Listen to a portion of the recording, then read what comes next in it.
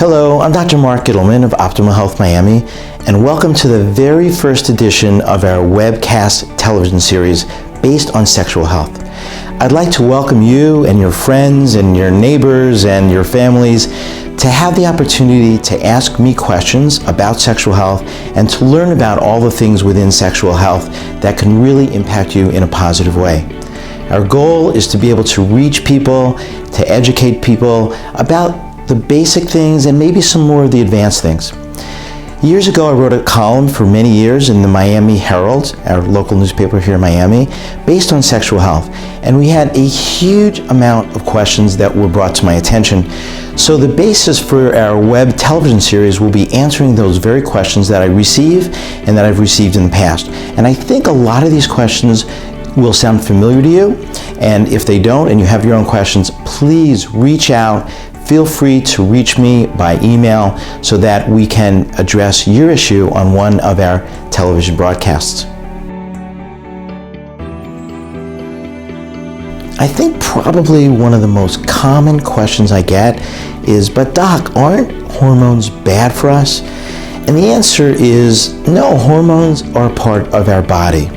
What hormones really are they're natural things that are produced by the glands of our body, and they're designed to do good things for us. So let me give you a couple of examples.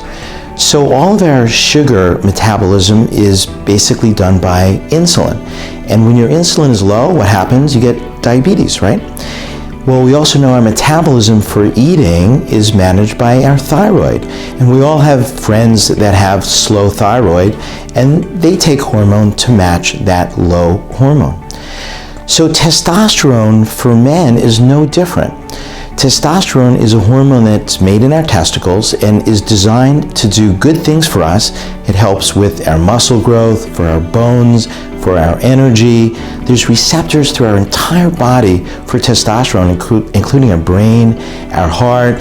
So those are things in addition, of course, to the sexual health side of testosterone, which helps to drive libido and helps to drive also erections. So just like when those other hormones are low, when we measure medically testosterone and we find that it's low, that's an opportunity to make that hormone right for that patient. So what we typically do is when they're deficient, bring them up into a range that's normal. So when we think about hormones, it's not about good or bad, it's about bringing somebody back to their optimal health levels.